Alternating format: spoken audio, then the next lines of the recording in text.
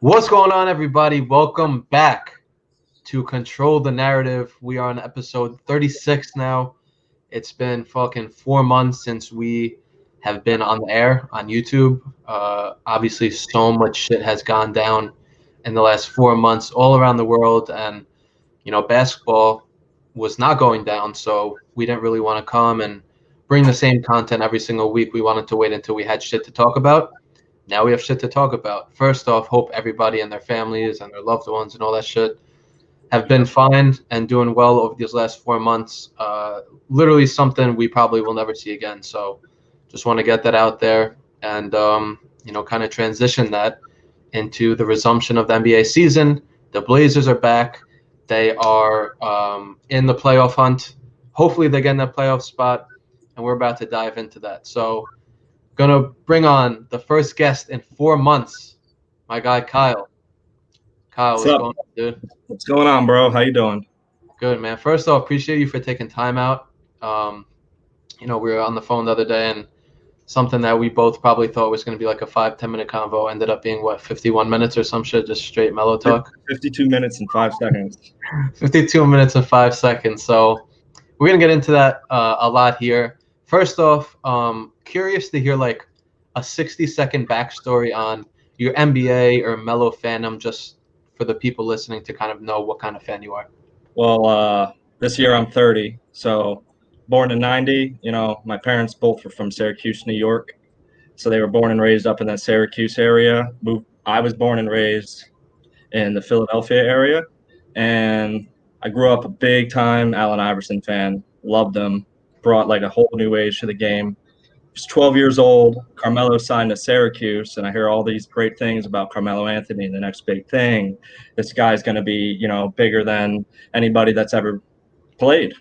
That just crazy. And I heard it before being a fan, and I've heard it every year since that this guy's going to be the next Melo. I still haven't seen it. But long story short, biggest reason I'm a fan is he won the championship in 2003, which a lot of people seem to forget all the time. Like, oh, he's not a winner. He fucking won when he was 17. Literally carried a team with Chad Forth, Queth Joaney, Billy Edelin, who was supposed to be the next big thing, G-Mac, fucking crazy white boy, like 17 years old, true freshman, just, setting like Big East tournament records, putting up like, I think, I didn't really look, 23 probably, I think, points per game with no supporting cast, very something limited. Like he had a teamwork, which was like what Mitchell Robinson would be if he didn't have talent, and he had that block against Kansas. And I was on the phone with my uncle up in Syracuse, and he was like a second ahead of us watching the game. And I, 12 years old at the time, I'll never forget it. I just hear him say, "Oh my God, he missed it." And then we saw them miss it, and then they won. And that's, my parents have been, a fan their whole life. They've never seen it before. I don't think we're going to see Syracuse basketball win the championship like that in a very long time, just with the way everything's changing, with the landscapes, all the revenue loss of everything being shut down that you were alluding to earlier. But then I just followed them, and I fucked with the Nuggets. I got myself like I got a Nuggets jersey. what color? White, blue? It was all white with the blue trim, the gold letters, and my dad got it for me that Christmas that he went and got drafted by the Nuggets. And that was the only jersey I owned. I've only ever owned Carmelo Anthony jerseys, as you can see on this. Respect.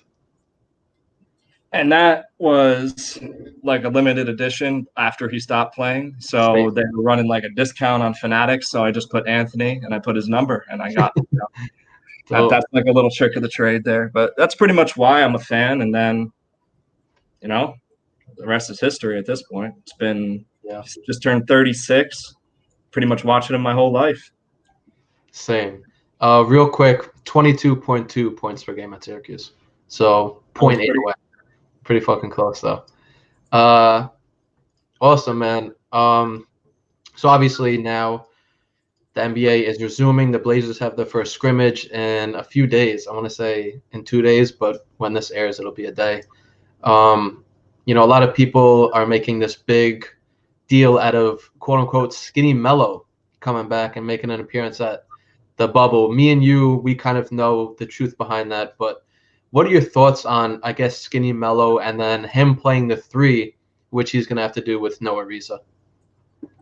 So with him playing, Skinny Melo, I saw him. That was actually you posted it the other day. How he was talking about he kind of likes it. He gets love every year. He's Skinny Mellow, he's Hoodie Mellow, he's all different kinds of mellow. And I think that really ties in really well with his 00, which is the infinite symbol, which is it's just the way he came back this year, man. It's crazy, and it's unbelievable. Skinny Mellow, he looked like that, before, but he just changed his diet.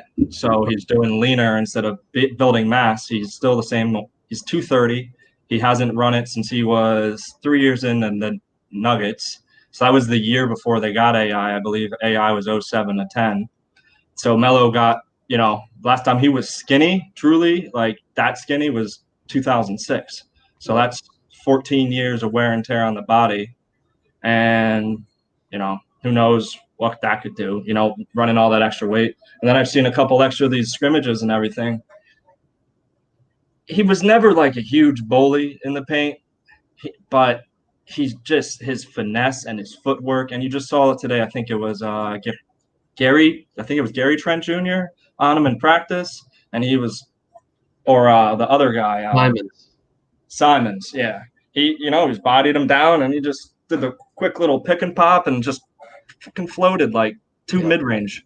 Like, he's quicker now than I've seen him in a long time. He's healthier. He's confident. He got that swag back. I haven't seen him this happy since maybe year like 2013 when he was putting up all, when he should have won MVP. Yep. But, that's another story. That wasn't part of the question. It's always controlling the narrative on that. And there are a lot of people that agree with that sentiment, especially Bro. But how I think he's going to transition to the three, it won't really matter how well he transitions if they don't win that first game. Talk about it. We were just talking about that, man. Like the first game is against the Grizzlies. The Grizzlies are up, 4 games? 3.5. Yeah, 4 games. They're at 33 and 29, and then the Blazers are at 29 wins. So 3.5. They don't win that, it's over. It's that simple. They have to come out and beat the Memphis Grizzlies. I think they can. I think they have a lot of veteran membership there. I don't think there's any reason Dame's not going to come out and put up 50. The whole team's healthy. You got Nurkic coming back. You got Collins coming back, which I didn't know a lot about Collins. I knew he played on Zaga, but unfortunately, Adam Morrison has really ruined that mystique of white dudes from Zaga being anything. But I talked to the one dude, I think Rep the Blazers 503, really cool guy. He also follows the channel. And I asked him about Collins and what he would offer and bring. And he just was like, he's one of those just dogs in the paint, man. And he has that tenacity about him. And he has starter caliber minutes coming his way, coming off of a shoulder injury, which is nowhere near as bad as what Nurk is coming back from. But there's nobody to really back Melo up. Melo is once again he's the small forward. People are whining about him getting moved to small forward. What else are they supposed to do? Are you nervous about it as a fan? I was the other day, and then I started watching these videos of him, and I know you're always going to have your dudes. Oh, it's an open gym. Oh, they can do whatever they want to do. Like you can open gym that mid range all fucking game long. Like, it doesn't matter. Like, you're not going to be able to I'm not going to – mid-range, there's no one – there's maybe 2 or 3 players that play that mid-range game. Who is is Jaren Jackson is the small forward on the Grizzlies? I think I think he's like a second-year player. He's going to get fucking cooked. Like, I don't think the Blazers lose the Grizzlies. They got the Grizzlies, and then they got the Pelican. Oh, in the scheduling. They got the Grizzlies first and then the Celtics. I'm always going to say they're going to beat the Celtics. I'm never going to say the Celtics are going to win a game. You're never going to say it. I'm a true New York fan. I'm not going to be like, oh, I do like Jason Tatum. I wish we had him, but he's real. The Rockets, same thing. They're never going to. Nope. I'm sorry. Harden, and I'm sorry. I think they can. We've already seen that time and time again what Dame does to Westbrook. I don't think we need to. Denver, I think they'll lose against Denver. Denver's been young every year, and now they're just getting in Mike Malone. I don't know why. I think Denver's not going to do anything in the playoffs, but I think they're going to kind of push. But every team, I think, was 4 games or from the second. Yeah, it's close. Second seed to the Mavs. It's like close. 4 fucking games. So like anything can happen. Every team's going to be playing at their highest. The Clippers. That's an L. But let's go back to the 3 because I don't think Melo without Rod Hood and Ariza, he's going to have to get big-time minutes from Nurk. He's going to have to get big-time minutes from Collins. Yep. Once Ariza had to leave, which anybody who's upset about that, which I actually saw people upset about taking care of his family, it's ridiculous. Family first always, which is why I support you. You know, it's family.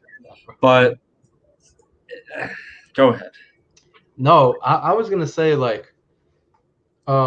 offensively, it doesn't matter where that dude plays. If he plays at the 3, he could bully people still. If he plays at the 4, he's quicker than so many 4s. So offensively, it's not a problem. For me, like you said, he's skinnier technically. Like he said he lost 5 pounds. He quote-unquote redistributed his weight. Not really sure what that means, to be honest with you. Like where does the weight? I don't know where it goes, but for me, I don't know. Maybe have like a fitness guy comment on that. It's not here, and it's not here. Right. You don't have to wear that rib protector that everybody said he's been fat for 10 years for. Ridiculous. So the defensive end for me is where I wouldn't say I'm nervous about it, but like we said the other day, I'm kind of cautiously optimistic that it could work because there was a guy on Twitter at MeloFerg, Ferg, who tweeted out that this season teams have shot 33.3% when they ran isolation on Melo. And that's 0.77 points per possession. So the fact that Melo for so long was this dude get him in, not for so long, but especially in OKC, you know how they tried portraying him there. He was this dude where get him in the pick and roll or get him in isolation. And then just attack him. And this year, it's not working. And this was before he lost some weight. And, he does look a lot quicker. Again, it's in open gyms and shit like that. So, take that with a grain of salt. But at the end of the day, if he's in an open gym or if he's on an NBA court, it doesn't fucking matter. He's still just that quick. So I would say I'm cautiously optimistic. Like I think you mentioned, Ariza is a really big loss. Rodney Hood is a big loss.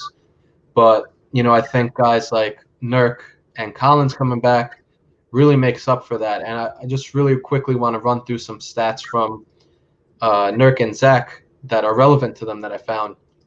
This season, the Blazers are 27th in opponent total rebounds. So the 4th worst team. They're 26th in opponent points per game. So overall, not very good defensively. No, I saw that all season, bro. They got the thing that was interesting to me was they were 13th in opponent points in the paint. So it's not like teams were abusing them in the paint, really. No, they just got cooked at the 3, bro. Right. It's like watching the Knicks. Right. So what that tells me is, they could be a really, really solid defensive team on the inside, and then they just got to work on running out to the shooters, because now when you run out to the shooters, you're not going to have Melo down there in the paint trying to block shots when Whiteside has to run at the 3-point line. Now you'll have Zach Collins and Nurk, who can also block some shots and play some defense. So I think it changes their defense in a lot of ways. Definitely changes their defense more than the offense. And I think those two guys returning, like we mentioned, even though they lost Ariza, that's why I'm confident in the Blazers. And I think it's really the perfect storm of everything going on, them getting healthy, Dame's birthday, this team just having that veteran leadership. Like there aren't too many young guys on the team. You have like Simons. And any of the young guys, they all got burned this year. They all got valuable game minutes when everything mattered. I mean, they had to play like 12 men off their bench in games because they're so injured. And that's the story of Melo's career. He's never had one roster in his life that hasn't just got injured. And the 1 year they had a good roster, he got injured. And then it's Melo's fucking injury prone his whole career. Yep. And that was Kevin Garnett doing that bullshit with his shoulder. On his shoulder on the first round, man. You remember that shit? So Nurk and Collins, you talked about it real briefly, but I want to get more of your opinion on this. How important are they to this team? And I guess how much can they elevate the Blazers? If they can't put up a good 20 minutes, they're not going anywhere. You don't think they can? If either one of those guys can't put up a solid 20 minutes as starter, then they're not. The Blazers are not gonna. It's just gonna be a new season. It just comes down to that first game, man. I looked at it. I tried to think of other ways around it. It comes down to that first game. You don't lose. You lose to those Grizzlies. You're down 4.5 with what? 4 games left, or 7 games left. 7. You're not doing that at all. Ever. Well, remember, they just have to stay within 4 to have that play-in opportunity. Oh yeah, I forgot. So how does that honestly how does that even work? Like, so it's kind of complicated, but pretty much how it works is if the Blazers finish the season within 4 games, or whoever is the 9th seed, if whoever the 9th seed is, whether it's the Blazers, Pelicans, Kings, it's going to be the Blazers though. Whoever's the 9th seed, if they finish these 8 games within 4 games of the 8th seed, then the Blazers, I keep saying the Blazers because they're going to get the 9th seed, but then the 9th seed has an opportunity to play the 8th seed for that final spot. So I get it now. So it's not best out of 1, it's not best out of 3. Dude, I honestly forgot about that. All the shit's fucked up this year. So the Blazers would have to beat the Grizzlies twice in a row, and the Grizzlies would just have to win 1 out of 2 games. So, again, yes, that game is huge, but they just have to stay within those 4 games, and then they can stay within those 4 games, and that is a big different story. Right. But you got the Pelicans who got, we've already had that discussion too. They're trying to gift them that LeBron versus Zion matchup. Yep. That nobody wants to see the Pelicans in there, man. I mean, the NBA does. We know that. I know they do, but it's just the same way they gifted them that draft pick. That's another question for another day. But let's see. The Pelicans got Utah. I don't think Utah is going to be doing anything. There's a lot of animosity there. There's a lot of just bad energy, and I do not think that translates to winning games at all. And Quinn Snyder doesn't look like the type of guy that can really, really turn the tide. It hasn't been shown that he's been able to handle adversity, except Joe Ingles cooking Paul George and Ricky Rubio fucking cooking Westbrook. All right, so let's get into it now that you're getting into it. Who gets that 8th spot in the West? Because I'm alluding to that now, but I'm getting in. So who gets the 8th spot? I think the Grizzlies are getting the 8th spot. Who gets the final playoff spot? We'll put it Blazers. Blazers. Okay. Now that I know how it worked, now that with that play-in, yes. I don't think the Grizzlies can take the Blazers with all the veteran presence. And if they can stay within 4, which I think they can with this, they got the Nets to be determined, so that's an automatic win. Dallas, automatic win. The Sixers for Portland. Philly, it depends which Philly shows up, how good Simmons is going to be at power forward instead of point. Yep. It's probably better for him. It's the first stretch, man. It's Boston, Houston, Denver, and the Clippers. Huge. I think they can stay within 4, but I think they can beat the Blazers. But the Pelicans, they were a game ahead. They'd face. Oh my God! Really? Wow. Here's what you need They to don't know. even play the Blazers, man. I know. I just realized that. That's some corny. Yeah. Here's what you need to know. They have 8 games left. Yep. Here's how many games they have against teams that are 500 or up. The Blazers have 6. The Grizzlies have 5. And the Pelicans have 2. Yeah. That says it all right there. Like, we can go individually and say this is a win, this is a loss, but like that says it all. The Pelicans have 2 out of 8 games against winning teams, and the Blazers have 6.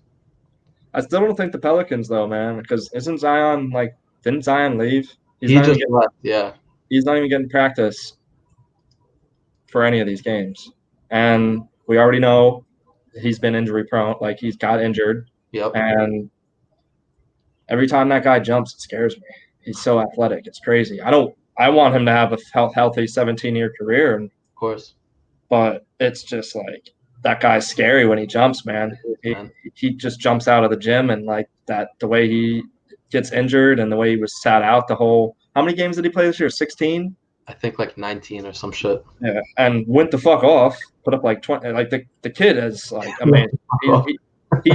He's good, but without him getting that burn, I don't think the Pelicans are going to get it. I still think the Blazers are going to wrap it up. All right. Just kind of looking at both just the schedules and stuff, like that may be a little biased, but I have more faith in the best point guard in the league and Dame. Right. I think that's a good way to put it. Is who do you have the most faith in? It's hard to say you have faith in. Dame is the best player in the Western Conference for some people. Oh, for some people. I thought you were saying that. I was going to say. That's bold. Kawhi, LeBron. I think it's Kawhi. It's always Kawhi, yeah. But he the load management, he knows how to play, man. I think, dude, the Clippers are going to be a problem. I think the Clippers are more of a problem than the Lakers. The Clippers are going to win it all. I'm happy. I'm good for that because, I want one LA team to win. Nah, fuck the Lakers. If it's not the Blazers, I want one LA team to win for Kobe, truthfully. That's fair. I can't get mad at that. But I'm cool without it being LeBron. Like, that would be funny if the Kawhi just kept going team to team. Maybe the next stop's the Knicks. They'll just hype that up all over the place. Wild, Bondi and all those, all our clown reporters will just talk about how Kawhi's going to join the Knicks. Yep. And then he'll get You ready to see what's going on with Carmelo? You ready to see all that shit that's going on? But, all right, so let's get into the playoffs now. Let's say Portland gets in. Let's say they stay within those 4 games. Let's say they beat the Grizzlies twice in a row. They go up against the Lakers, who are most likely going to be the number 1 seed in the West. Charles Barkley has come out saying if Portland gets in, they will beat the Lakers. Channing Frye just came out saying that he thinks the Blazers would beat the Lakers if they played. What odds do you give? And I'm not talking like, 2 to 3 odds, whatever. Just like, how confident are you that the Blazers would be able to beat, not only like put up a fight, but beat the Lakers? The only time I've really agreed with Chuck is when he fried Draymond. Chuck's been salty as shit that the Knicks brought out the brooms on his ass. And I can't get over his biased Knicks stuff, so I don't really listen to him. Only when it's pro-Melo stuff I listen. Only when it's pro-Melo, which everybody is apparently talking about now after blackballing him for a year. Like, he comes back, oh, he's this, oh, he's that, when all they wanted to do was write him off. And Channing Frye, I mean, yeah, I'm not saying I respect the hell out of No. I'm trying to think if they say I don't know. So are you confident in the Blazers' chances against the Lakers? Well, who's on their team? It's LeBron, AD. Well, let's talk about who's not on their team. Rajon Rondo broke his thumb out that I know. Weeks. Avery Bradley opted out. So that's right. That's their starting backcourt. Not there. They got Dion and my dude from Syracuse and JR. And JR. So I don't even know what their lineup is going to be. All we know is obviously LeBron, AD. They still got Kuzma, Dwight, who's had a great year. For I guess Dwight over the last few years, which is wild. But yeah, we don't really know. They're still the number 1 seed. They still have, two of the best players on earth. The MVP in the league and AD. In AD or and AD? AD. Oh, yeah, me too. Not LeBron at all. I agree. I saw Bro and a couple other people post the other day. He leads the team in like 13 statistical categories. And everyone's like, LeBron should win. We're not talking about LeBron. We're talking about AD. So, all right. What are the odds, man? We want to hear what you think. If you had prime Nurk before he got injured, it's the Blazers all day. I don't like ever making bold predictions, but I think if the Blazers are riding high, coming off the 2 games against the Grizzlies, do you know the space between the games of say they have 2? They'll probably make it like 2 or 3 days. I think they come in. I think Dame's on fire. I think they have, I want to say probably a 60% chance to win. That's pretty high. I think if I forgot Rondo was out. They don't have any point. LeBron going to be, it's 2 people. If you put enough bodies on AD, he can't do everything. We saw it with the Pelicans, which is why he left. Yep. I think in terms of depth, which is a lot of the things they talked about when it came to, LeBron trading away 8 players for him. I think that, and Blazers have the best depth, and they still lost 2 all-stars and Rodney Hood, or fringe all-star Rodney Hood, and Ariza was all-pro defense, Yep. And they still have a deeper roster. They still got Gary Trent Jr. They still got McCollum. They still got Dame. They still got Melo alone, who could put up 20 points. He's 84 away from 15th all time and knocking over Paul Pierce, and then I'll be good. He needs to hobble down if he ever gets injured and put those last 2 points in to pass Paul Pierce. I cannot sit. That's the only thing. Just get over Paul Pierce. So we got a 60. You think the Blazers have a 60% chance to beat the Lakers? I think that's really high. That's a lot. That's a lot higher than I thought you were gonna say, and that's probably a lot higher than a lot of people say. Which I was leaning 35%, but then when he reminded me that Rondo, both their starting point guards are out. I mean, how much do you really trust JR? How much are they gonna? I love JR, but that dude, how much do you trust JR? We've all seen what he did to us when it mattered in New York in 13. He killed us. The guy's a walking bucket, but he'll be a walking bucket for a game. Same with Dion. Can Jason Kidd and Frank Vogel and whoever's the coach over there, really handle that? Yep. I think if they get down and knocked out, if they get knocked down, if they lose game 1 to the Blazers, I think Blazers beat them. All right. Because I think it's crazy, man. I saw that they said 1, 2, 3 Kobe when they broke out of the huddle. They're playing with a lot of that hurt too, but it depends on what kind. Everybody's playing with it, so it depends on who brings what. And at the end of the day, time and time again, Dame rings the phone, man, and he calls it in. Dude, that guy, I haven't seen a scorer like him since Melo. He is. I need 3-4 more seasons of what he's been doing, points per game, and I'll start including him in that, Melo area. You get hyped up over seeing all those 50 points and 60-point games, but I mean, Devin Booker put up 76 because they just kept feeding him the ball in a 20-point loss. So, right. Dame, I just don't think anybody can stop him. I don't think anybody on the Pelicans can stop him. I don't think anybody on the Grizzlies can stop him. I think Ja will in a couple years, but Dame just has that mindset, man. Right. Him and CJ, and they've had that camaraderie ever since Melo got there. I've noticed, I started fucking with the Blazers because Melo went there. I'm a team finally gave him a shot, man. The way they honor him, the way they respect the OG of the game, they respect, what he has to offer. They've done nothing but, give him credit. You see Nurkic doing like the crazy signs on the sideline when Melo scores 3 and like having fun even when they're injured. And you look at LeBron when he's down, or you look at the Lakers when they're down and LeBron's all the way at the end of a bench and like his team just sitting there. It's just two different types of leaders.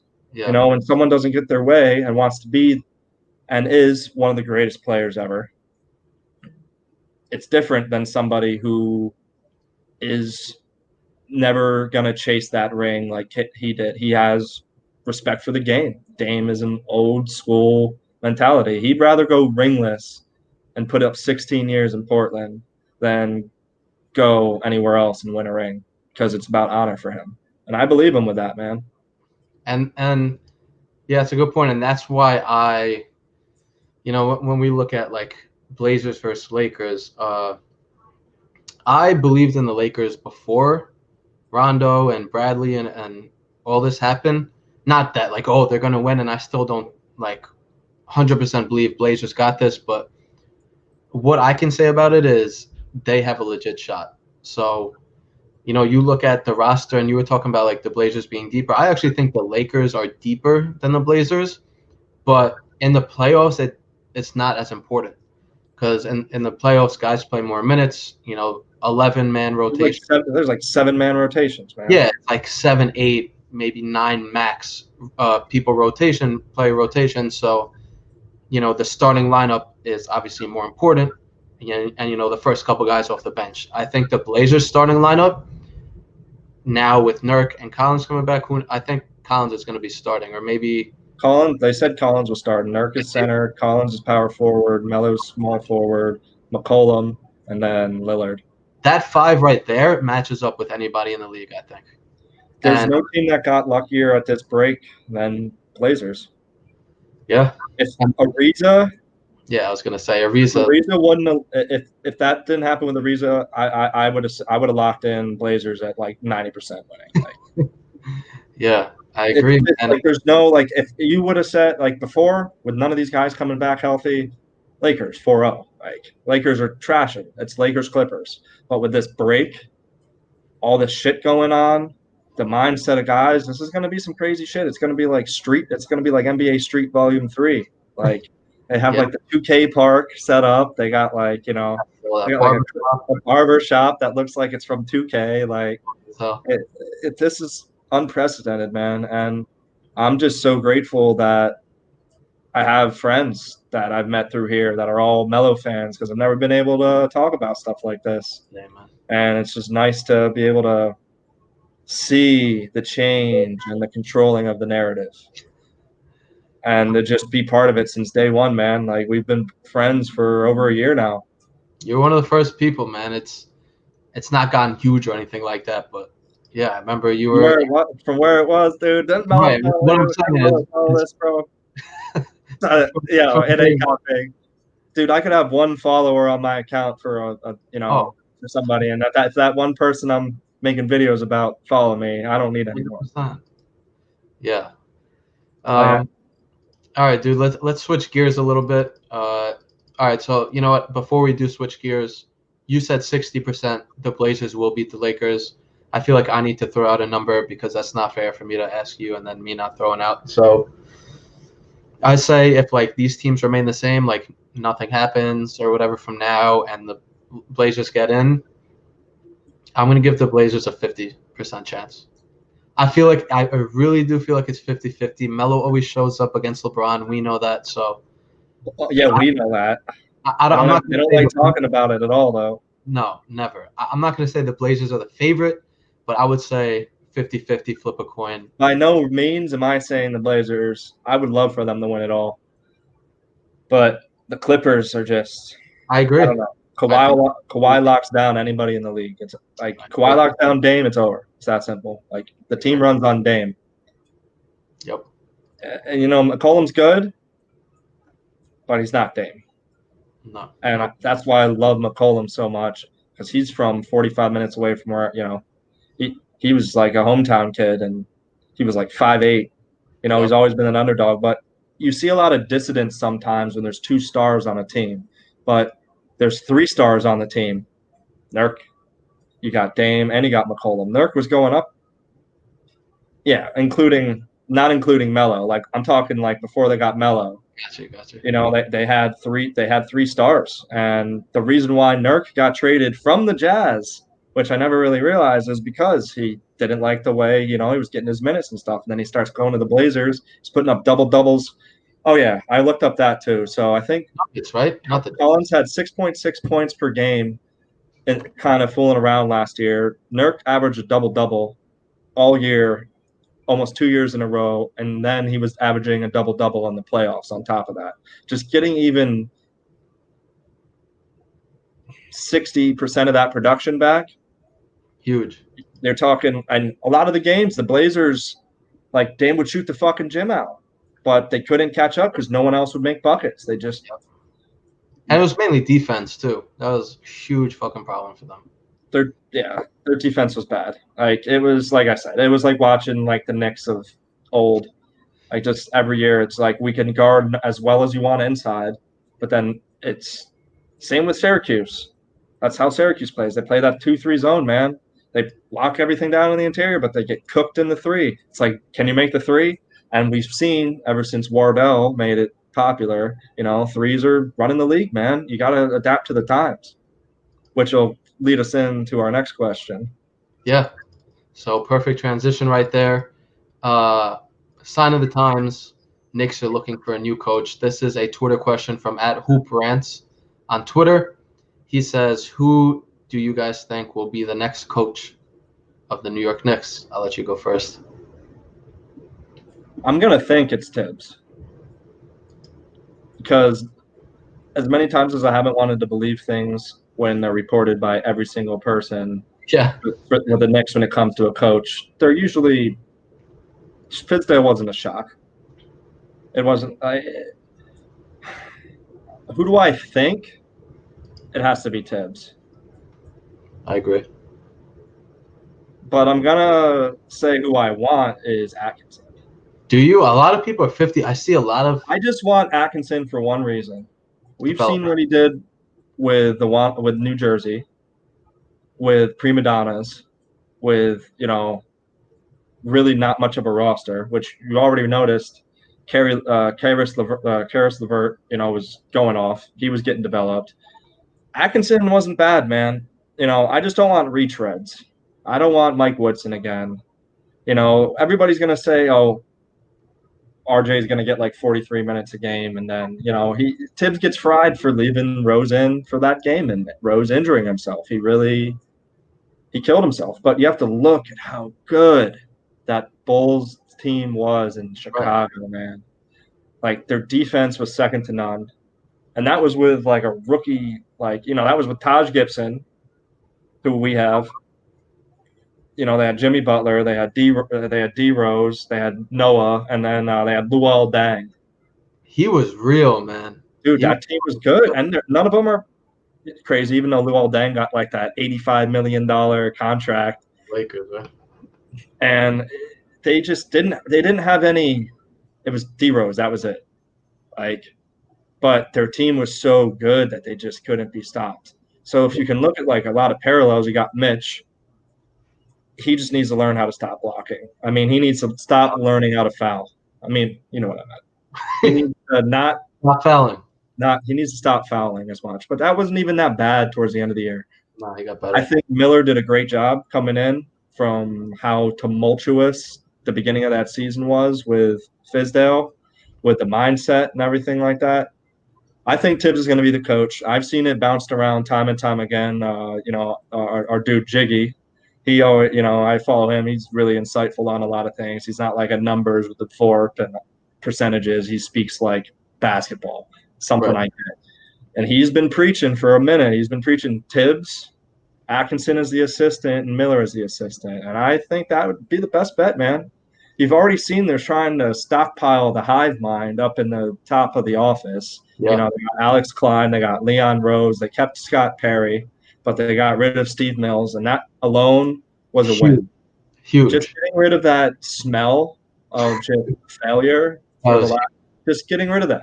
Just getting rid of that negative energy that he never did anything right. Yep. And as much as people want to hate Dolan, He stayed out of the way. Yeah.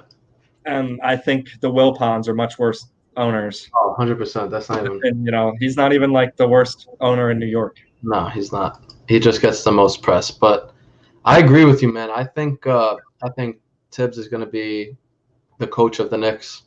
Hearing like a lot of Atkinson stuff. It just came out today that like he got a third interview with the team. So I'm not mad at. I wouldn't mind at all because that means we're whooping up on Jersey because we got all their inside, right, like, all the players ins and outs on that squad. And I also wouldn't mind Tibbs at all because like you look at the coaches they've been hiring. Fizdale was never a head coach. Ever. Hornacek, I don't think he was a head coach, right? He was GM. He was the number 3 option on a team that never won a championship. I mean, they were a good fucking team, but Hornacek, not an established coach. Fisher, not an established coach. Fucking Kurt Rambis, not an established. Like all these dudes who aren't established. Kenny Atkinson, is he established? I mean, yes, he did. He did really good things in Brooklyn. Going through the coaching names just hurt, dude. Right? But Atkinson, I don't know if you can consider him an established coach. Like I said, he did really good things in Brooklyn, but he's not on Thibodeau's level for me. So for me, he's not on the level. I just want them to bring. Do we want a coach to grow with the players, or do we want a coach to make the players, realize something? I think our core of players has this year. The only players I wouldn't. I think RJ and Mitch and everybody else can build around. But Tibbs, I think, could bring out the best. But I just want Atkinson just kind of, I don't know. I'm not mad at you. Kind of like, quite honestly, it's kind of like a spitefulness. Like, let's take, because I'm a Dolphins fan. I was all over we're getting a Patriots we're getting a Patriots coach. I don't want a Patriots coach. I don't want that Patriots culture or anything like that. Lo and behold, I mean, that's the best coach I've ever seen in my entire life in Flores, and he is instilling his own culture. So I feel like the Dolphins and the Knicks, and there is a few of us fans out there, especially Tavo and Matt. Marcus. Marcus is a Knicks fan too. Marcus and Dolphins. And the parallels between the two teams, I don't know. I believe in that type of weird stuff. Like, I think they get Atkinson, and then they get that boost. They were already on the way up, but I think Tibbs gives them the best win now. Do you want to build another couple years? I'm just sick of the carousel, dude. I want to coach longer than 2 years. Yeah. No, that's fair. I don't think they should have got rid of Woodson. I was happy when they got rid of Woodson, which was messed up, but then we haven't even sniffed 40 wins. And this is going to be the first time I say this. I was happy too, but like in retrospect, like I couldn't have been more wrong. I was so wrong. I fucking would love Woodson. Now he fucked up in the playoffs. No, that's why he fucked up, but at least we got there. He needs an assistant job with the Knicks. Just to see that dude back on the sideline at MSG, just for nostalgic reasons, just seeing him. Who knows what's going to happen with Melo next year? We're not going to really get into that. We could get into that for a while. But, yeah, I think Tibbs or Atkinson, I would not be mad. I would prefer Tom Thibodeau, and I think he's going to get the job. So I'm not going to – I've said it before, and I've said it again when it comes to everything, man. I don't care who we get. I just want to win. Of course. Like, why does it matter? Of course. Like, why does it really, like, the bickering and the arguing and everything like that? Like, there's not one player on my basketball team or my football team or any team that I'm a fan of that I'm going to really not like that player, except for Kalen Balaj, because he ran for, like, 0.06 yards a carry. What about Julius Randle? I mean, he's a klutz. But he was trying to put the team on his back every fucking game because there was no coaching, dude.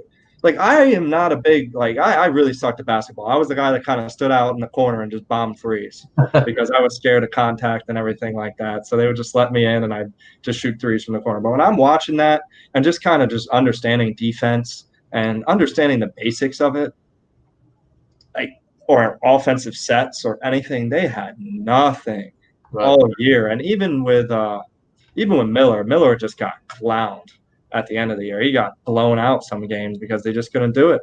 But it was just Randall. What did he put up? I think he put up like 20, 10, and 5 or something. Like he put up like, didn't Randall put up like close to a double-double?